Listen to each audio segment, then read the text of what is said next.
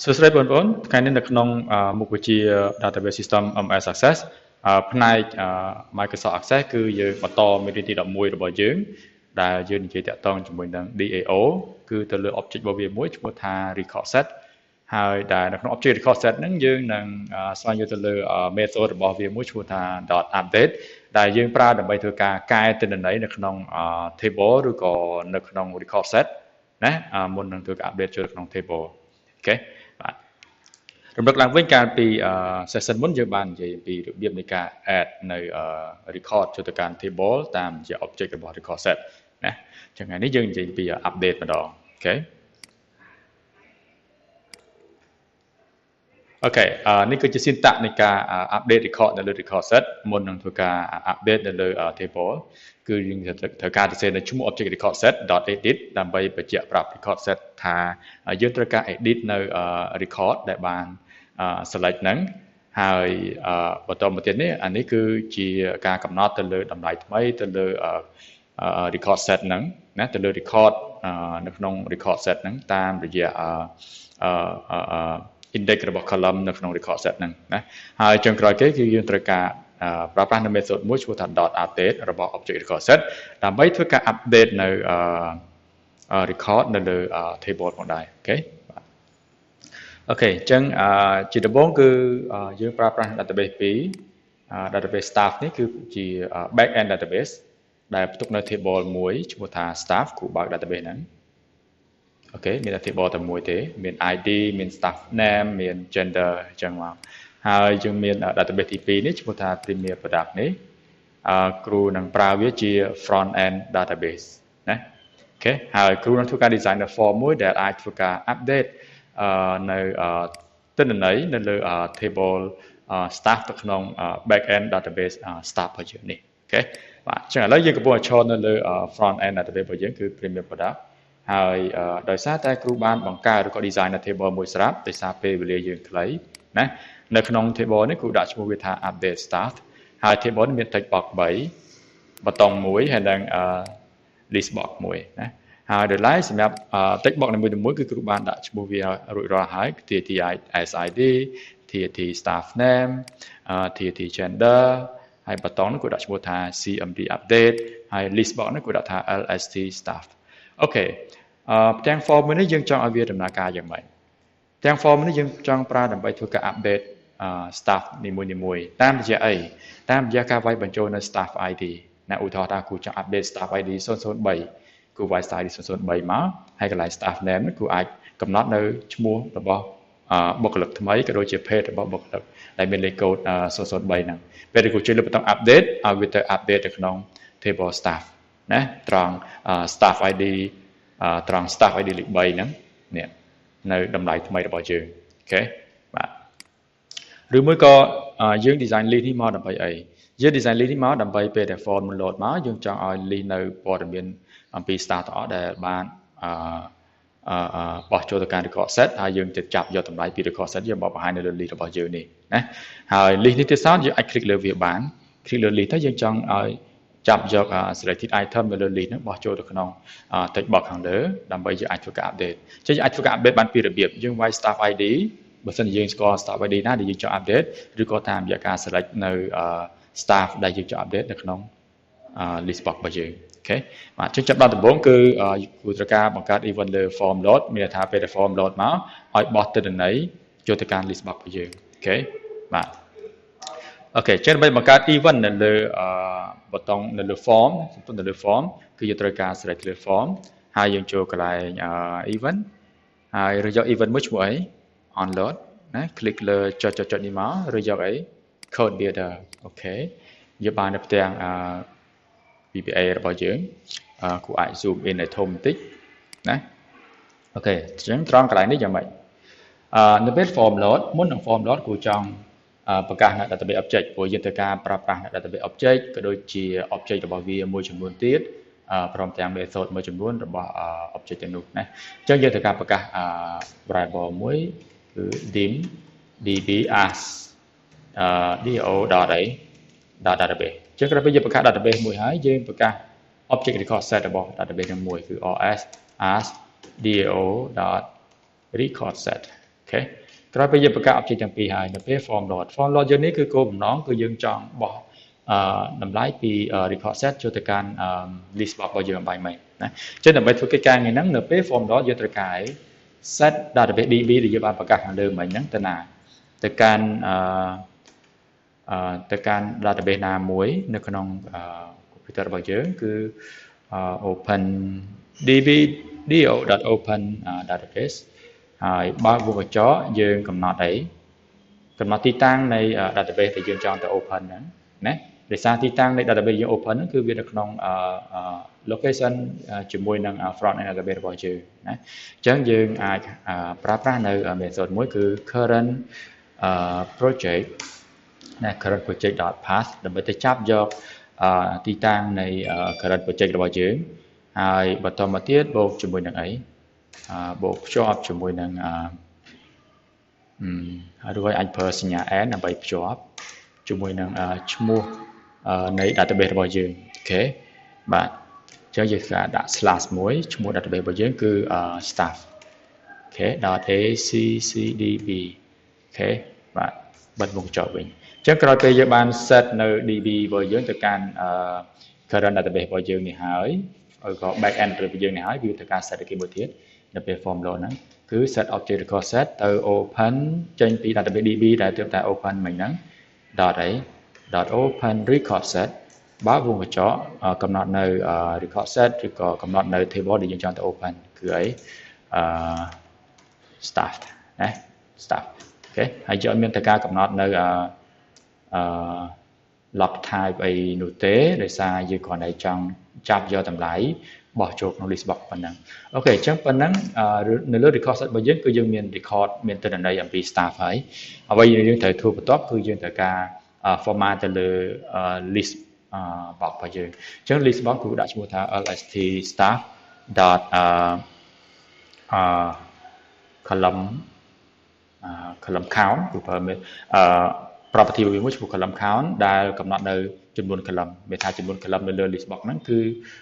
ចំនួន3ណាអូខេបាទ error បន្តិចណាអូខេចឹងអានេះគឺច្រឡំដាក់ semi column ណាអូខេបន្តមកទៀតយ៉ាងម៉េចយើងកំណត់ចំនួន column នៅលើ list box staff របស់យើងហើយអ្វីយើងត្រូវកំណត់បន្តទៀតគឺstaff dot row source type ណាប្រភពនៃ record ប្រភពនៃ row ដែលត្រូវការបោះចូល list box គឺជាអីជា value list មានថាយើងចង់ចាប់យក value ពី record set របស់យើងចឹងយើងដាក់ថា value list កន្លែងនេះណាអូខេហើយទី3យើងត្រូវការកំណត់ property ទៀតនៅលើ list box staff របស់យើង row source យកទៅការកំណត់ row source ទេគឺយើងកំណត់ឲ្យមាន column head ណា list box យើងមាន column header ចំណងជើង column ឲ្យវាស្មើអី true អូខេហើយយើងកំណត់នឹង add item ដំបូងចូលទៅកាន់ column head របស់យើងគឺ lst staff add item ណា ប្រើ method add item ចឹង item ដំបូងដែលយើង add ទៅគឺជាចំណងជើងរបស់ column វាបោះចូលទៅកាន់ column head ចឹងវាដូចជាអាចថា id ទៅទេចឹងក៏បានដែរហើយក្បៀសមួយមក name ក្បៀសមួយមក gender អូខេបាទតោះយើងកំណត់ប៉ុណ្ណឹងហើយយើងសាក load form របស់យើងមើលសិនណាអូខេ view form ខ្ញុំមិន not optimize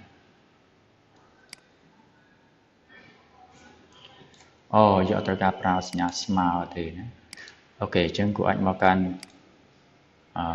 database front end ទៅយើងវិញទៅ view code មួយម្ដងទៀតណាsorry form load ណាយើងអាចចុចកន្លែង view code នេះក៏បានឬក៏ខាងក្រោមក៏បានណាអញ្ចឹង .add item អត់ដាក់ស្មើទេអូខេបាទអញ្ចឹងយើងអាច save code ហ្នឹងយើង load form នោះទៀតអូខេជាមាន id មាន name មាន gender ហើយណាអូខេអ្វីយើងត្រូវធ្វើបន្ទាប់គឺនៅក្នុង code របស់យើងគឺយើងត្រូវការបោះ item ពីបោះទិន្នន័យពី record set របស់យើងចូលទៅកាន់ list box របស់យើងណាអញ្ចឹង record set យើងមានទិន្នន័យនៅក្នុង staff ហើយណាក្នុង table staff ហើយអញ្ចឹងយើងអាចបោះអញ្ចឹងយើងអាចប្រើប្រាស់នៅ loop ដែលយើងគូប្រកាសនៅi ជាអីជា integer ណាជា integer ហើយ for I ណាឲ្យវា start ពី0 to អី ls dot record count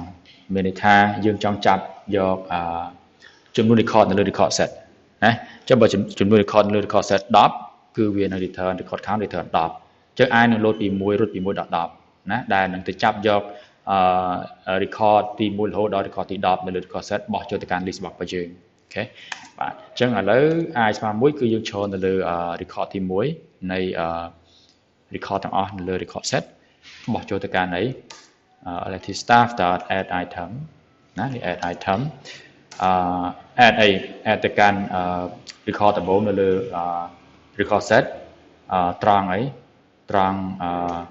column index លេខ0 column index ទី0ណា column ដំបូងគេណាហើយភ្ជាប់ជាមួយនឹងអីណាភ្ជាប់ជាមួយនឹងក្បៀសមួយណាអូខេត្រូវ sync double quote ណាបន្តទៀតភ្ជាប់ជាមួយនឹងអីទៀត os មួយមានថា column index ទី1ណា column index ទី1ហើយភ្ជាប់ជាមួយនឹងក្បៀសមួយទៀតណាអូខេបាទហើយភ្ជាប់ជាមួយនឹង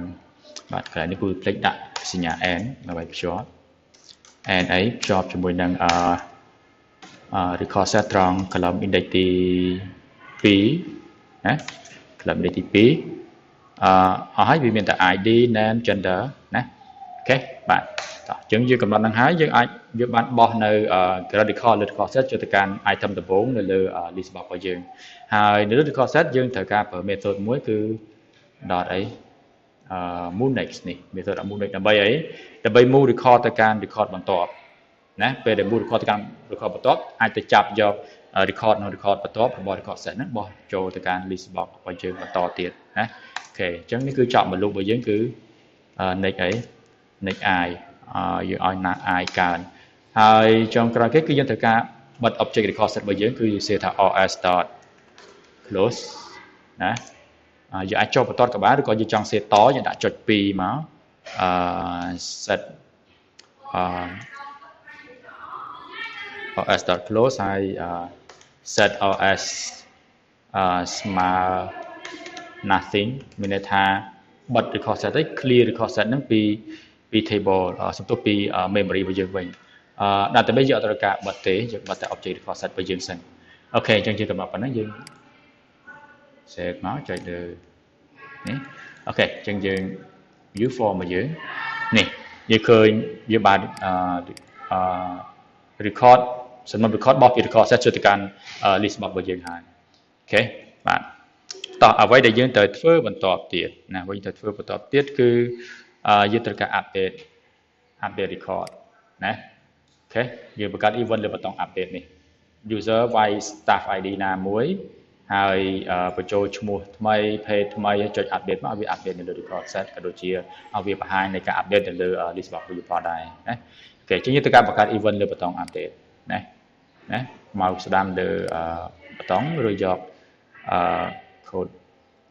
ជួយឲ្យយើង build event ហើយឬយក code builder មកអូខេបាទអញ្ចឹងនេះគឺនៅលើប៊ូតុង update របស់យើងណាសម្រាប់លើប៊ូតុង update យើងត្រូវការ update ទៅលើអីខ្លះត្រូវការ update ទៅលើ staff name ហើយនិង gender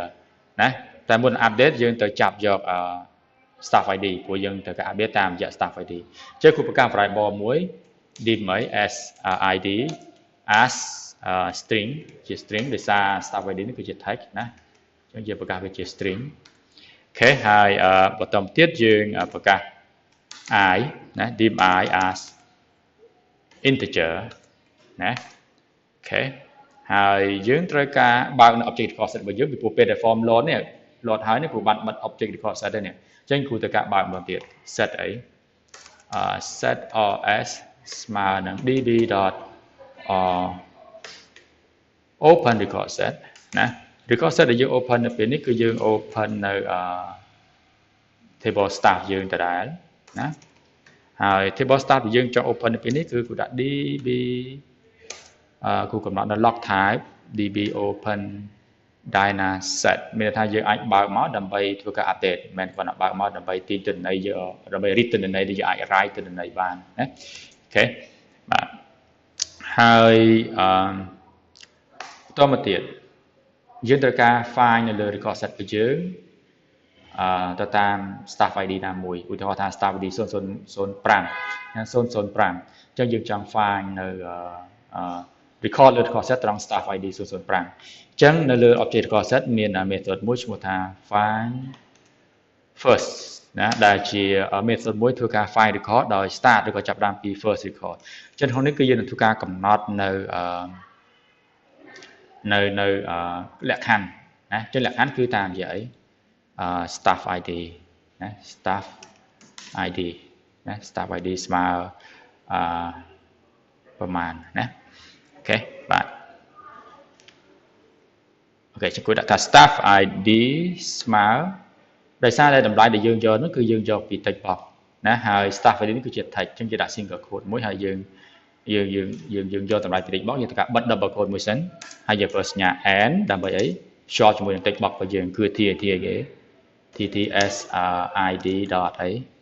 .value មានន័យចង់ទៅចាប់យក value អំពី text box ហ្នឹងយកមកជំនួសចូលហើយ complex យើងត្រូវដាក់សញ្ញា and មួយដោយសារតែយើងបើក single quote ខាងដើមនេះអញ្ចឹងយើងបិទនៅខាងចុងអញ្ចឹងយើងត្រូវ off វាដោយ double quote សងខាងវាផងដែរណាអូខេបាទនេះណាអូខេអញ្ចឹងយើងបានប្រើ object method ប្រើ method មួយរបស់ object record set របស់យើងគឺ find first ដោយយើងចង់ find record នៅលើ record set តាមជា staff ID ហើយដែល staff ID ហ្នឹងគឺ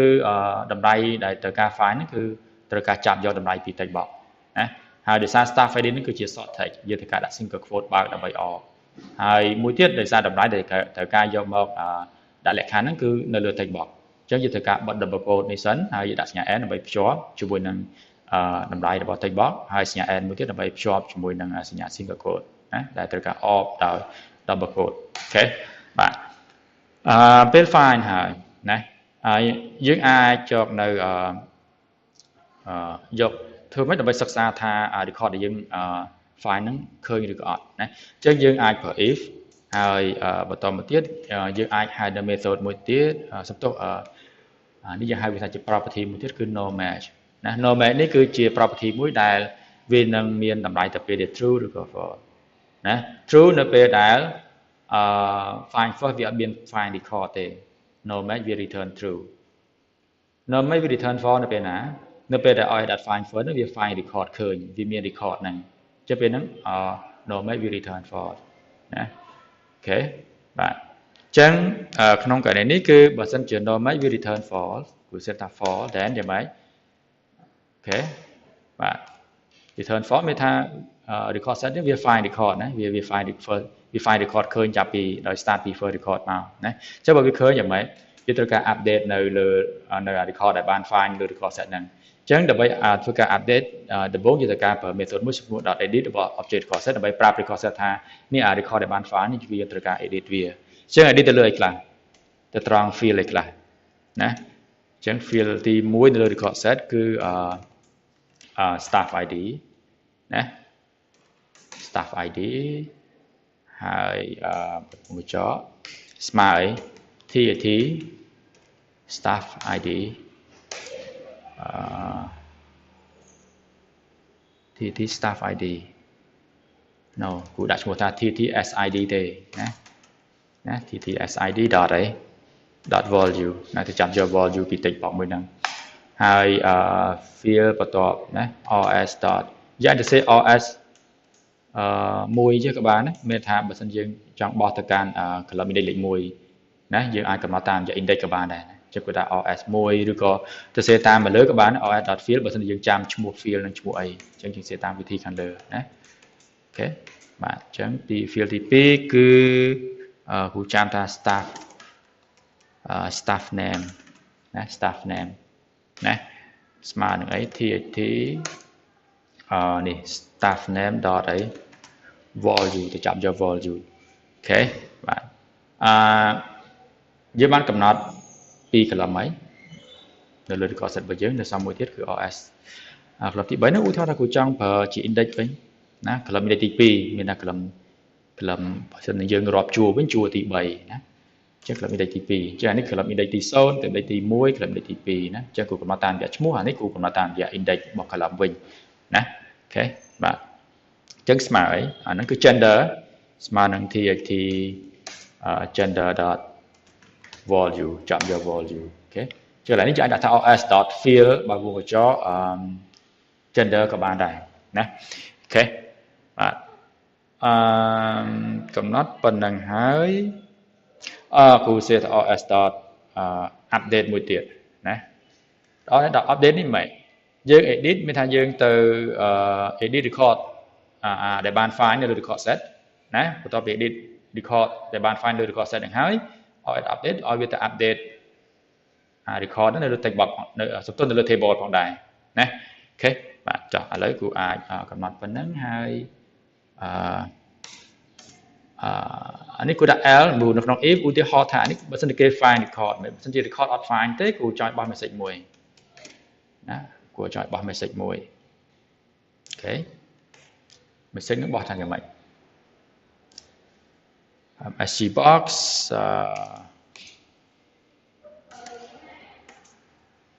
ដាក់ថា no record to update ណា no record to update អូខេបាទកំណត់ប៉ុណ្្នឹងមកអូខេហើយ and if ណាចាប់តំណឹងសិនអូខេតើយើងធ្វើតេស្តលើ code របស់យើងអូខេនៅលើ form យើង load form ហើយគូប្រឌិតមើលទៅលើ table staff របស់យើងនេះឧទាហរណ៍គូចង់ update នៅ staff ID លេខ003តារាទៅជាឈ្មោះផ្សេងទៀតណាអូខេអញ្ចឹងយើងអាចចូលទៅកាន់ front end database របស់យើង staff ID 003ឈ្មោះតារាមិនចង់កែទៅជាឈ្មោះ James ណា female ឧទាហរណ៍ណា James male ទេអូខេអញ្ចឹងគួរធ្វើការ update ណាយើងក៏តើមើលទៅលើ list box របស់យើងនេះណាវាអត់ទាន់ update ឲ្យយើងទេអញ្ចឹងគួរចុច update ហើយហ្មងណាអញ្ចឹងយើងអាចមើលនៅក្នុង back end database របស់យើងនេះ record ត្រូវបាន update ណាអូខេប៉ុន្តែបើសិនជាក្នុងករណីដែលគូវាយបញ្ចូល staff ID លេខ6អត់មាន staff ID លេខ6ទេមែនទេអញ្ចឹងគូចុចទៅលើ update វាចេញ message មកថា no record to update ណាអូខេបាទវិញយើងត្រូវកំណត់ម្ដងទៀតនេះយើងចង់យ៉ាងម៉េចយើងចង់ធ្វើការចាប់យកអីចាប់យកតម្លៃពី list ណាចាប់យកតម្លៃពី list នេះបោះចូលទៅកាន់ staff របស់យើងនេះណាត្រង់កន្លែងចំណុចនេះនៅក្នុងវីដេអូមុនណាគ្រូបានបង្ហាញអំពីរបៀបនៃការដែលយើងចង់ចាប់យកតម្លៃពី list box របស់យើងចូលទៅកាន់ text box របស់យើងណាអូខេអញ្ចឹងទេឥឡូវនេះ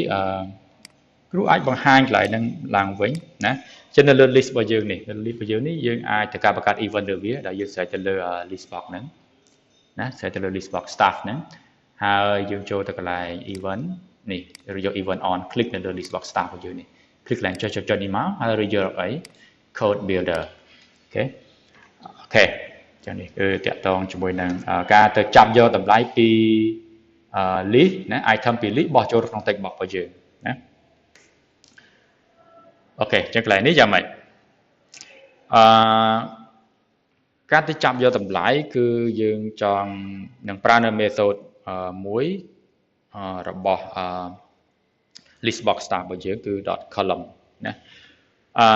នៅក្នុងនោះគឺយើងត្រូវការដឹងថាតើតម្លៃដែលយើងចង់ចាប់យកហ្នឹងស្ថិតនៅក្នុង column index លេខប្រមាណ row index លេខប្រមាណណាអូខេបាទតោះអញ្ចឹងគូអាចបង្កើតនៅ variable មួយឈ្មោះថា row index ណាគួរអាចបង្កើតវាជាបាយបានណាទូចបានណាអូខេឬក៏អាចបង្កើតវាជា integer ក៏បានណាអូខេនៅក្នុងនេះបន្ទាប់ពីបង្កើត row index មួយrow index ស្មើមានន័យថាគ្រូចង់ចាប់យក row index នៅក្នុង list box របស់យើងណាអូខេអញ្ចឹងគ្រូហៅនៅ list box របស់យើងគឺ lst staff dot ព្រោះនៅក្នុង list box វាមានproperty មួយឈ្មោះ list index ណា list index ដែល list index ហ្នឹងគឺវារាប់តែ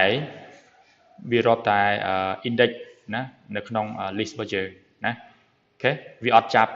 យក column header ធ្វើជា list ទេណាអញ្ចឹង index គឺវា start ពីលេខ0ណាយើងអាចទៅមើលកន្លែងជាមួយដែលគួរនិយាយតាក់ទងជាមួយនឹងការចាប់យកតម្លៃពី list box មកកាន់ text box នៅក្នុងមេរៀននឹងដែរដែលដើមមេរៀននិយាយពីការប្រើប្រាស់នៅ list box របស់យើងហ្នឹងអញ្ចឹងគួរចង់ចាប់យក index របស់វាបូក1ណាបូកថែម1ពីព្រោះបើយើងនិយាយពី row index នៅលើ list box របស់យើងគឺវារាប់ទាំង column header រហូតមកដល់ row ខាងក្រោយគេរីឯ list index គឺវារាប់ត្រឹមតែ row ទី1វាអត់រាប់ column header ធ្វើជា row index ដំបូងទេណាអញ្ចឹង list index វាតែងតែមានចំនួនតូចជាង row index សរុបទាំងអស់ចំនួន1ណាបើ row បើយើងមាន10អញ្ចឹង list យើងមានតែ9ទេណាអូខេបាទអញ្ចឹងគូចង់ចាប់យកត្រង់ list index បូក1ណាហើយបន្តមកទៀតយើងចង់ចាប់យក selected item ហ្នឹងពី list box ហ្នឹងទៅកាន់អីទៅកាន់ text box របស់យើង text box របស់យើងដំបូងគេគឺណាគឺ TXT staff id dot អី dot text ស្មើនឹងអីសំទោសយើងប្រើ dot value ស្មើអីពិតវាប្រកាន់អក្សរតូចអក្សរធំណាស្មើនឹង lst staff dot អីគេ dot column column វាមាន parameter 2យើងទៅកំណត់ column index លេខប៉ុន្មានមានថា column ដំបូងគេគឺ index លេខ0 row ទីប៉ុន្មាន row index ទីប៉ុន្មាន row index ទី row in index នេះណាទី row index នេះអូខេបាទជឿ row index យើងចាប់យកខាងលើនេះហើយណាអញ្ចឹងបើគេ search លើ item ណាមួយវានឹងបោះនៅ list index ហ្នឹងបូក1ធ្វើជា row index អូខេបាទហើយបន្តទៀតគឺ TXT អីstaff name dot អី dot value ទៅចាប់យកពីណាst staff dot អី column ដែរត្រង់ column index ទី1ណាវាទី1នៃ row index ដដែលនៃ row index ដដែលអូខេបាទហើយបន្តទៀតគឺ text box របស់យើងចុងក្រោយគឺ TXT gender dot value ទៅចាប់យកតម្លៃពីណាចាប់យកតម្លៃពី list box របស់យើងគឺត្រង់column index ទី2ណាមានថា column បើយើងចុចវាជួរវិញ column ទី3វាទៅ index ទី2ត្រង់ row index ណាត្រង់ row index អូខេបាទអញ្ចឹងកំណត់ប៉ុណ្ណឹងមកអូខេបាទយើងបានចាប់យកតម្លៃឬក៏ item ពី list box របស់យើងចូលទៅកាន់ text box ណាអញ្ចឹងគូ load មកអូខេគូ select the type mismatch TXT gender row index TXT start អូខេកន្លែងនេះវា error ត្រង់ចំណុចនេះណាឥឡូវគូបិទrun code របស់យើងនេះសិននេះគូ flex កំណត់ property មួយឈ្មោះ dot column ហ្នឹងណា column ត្រង់ column ទី2 row index របស់យើងណាអូខេយើង run យើងអាចទៅកាន់ form design របស់យើងវិញណាអូខេ select មកនេះបោះមកហើយចាឥឡូវឧទាហរណ៍គូចង់ update នៅ row មួយនេះចាគូចង់ update ដាក់ថា dara page pro ណា page pro ចុច update មកតែពិតវា update នៅលើ table ហើយណាគាត់ថាវាអត់ទាន់ update នៅលើ list របស់យើងណាអូខេគូអាចចុចមកការ row ផ្សេងមកហើយឬក៏អាចថា refresh អូខេគូបានកែមកឥឡូវវា update ទេណាវាបាន update ទេគាត់ថាវាអត់ទាន់ update ទៅលើ list របស់យើងនេះអូខេហើយយើងចង់ឲ្យវា update ទៅក្នុង list ហ្នឹងដែរពេលចុច update ទៅឲ្យឃើញ list ហ្នឹងគឺមាន list ថ្មីយើងត្រូវការ refresh វាឬក៏យើងត្រូវការបិទ form បើកវាមកវិញមកវាដូរហើយណាប៉ុន្តែនៅក្នុង code យើងអត់ចង់បិទ form ហើយបើកវាមកវិញយើងចង់ពេលទៅ update ឲ្យវាទៅ refresh ឲ្យយើងបន្តិចណា ចឹងនៅក្នុង code update របស់យើងនេះគូអាចពេលដែល update ហើយនេះកន្លែងខាងក្នុងពេលដែល update លើ table ហើយ update លើ record set update លើ table ហើយគូ call ហៅអីគូ call ហៅ method form load នេះចឹង call អី form underscore load ណាមានថាវាដូចជាយើងទៅ load form យើងឡើងវិញណាគេតែមុននឹង call form load នេះគូត្រូវការ clear record row source ណា clear នៅ row source របស់ list box របស់យើងសិនចឹងឲ្យ staff dot row source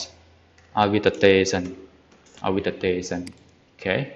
បាទចឹងគូ save ហើយគូអាចទៅកាន់ code របស់យើងវិញ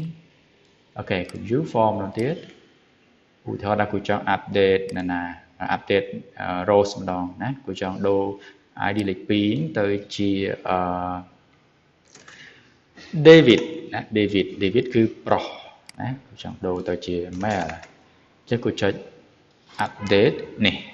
ID លេខ2ត្រូវបាន update ហើយពី rows ទៅជា David male ហើយយើងអាចទៅពិនិត្យមើលបន្ថែមនៅលើ table របស់យើងនេះណា ID លេខ202នេះគឺត្រូវបាន update ដូចគ្នាណាចឹងនេះគឺជាការបង្ហាញតាក់ទងជាមួយនឹងការប្រើប្រាស់នៅ object មួយឬក៏ method មួយរបស់ object record set គឺ os.edit ហើយនិង os.update នេះដើម្បីធ្វើការ update record នៅលើ record set ក៏ដូចជា update record នៅលើ table ហើយបន្ថែមនៅ method មួយទៀតរបស់ object record set ដែរគឺ find first ដែលយើងប្រើដើម្បីធ្វើការ find record អូខេចុះថ្ងៃនេះយើងមានប៉ុណ្ណឹងជួបគ្នានៅក្នុង session ក្រោយទៀតណា